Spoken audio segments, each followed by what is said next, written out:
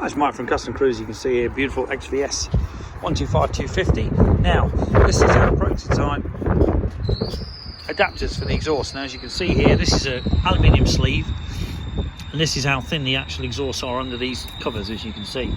So what that, this will come up to here, okay, so that you won't actually see a gap at all, but this will actually come further up.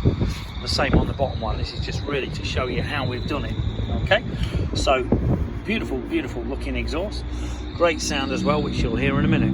But as you can see, this dragster, we do need to reject. Basically all we got to do is wind the air screw out of turn, and then we're going to put a spacer under the needle and go up 25 on the mains. Okay, and this bike will run absolutely perfect. But as you can see, pretty cool, good looking exhaust, nice looking bike. But when they're slid up, as you can see, you won't actually see this at all.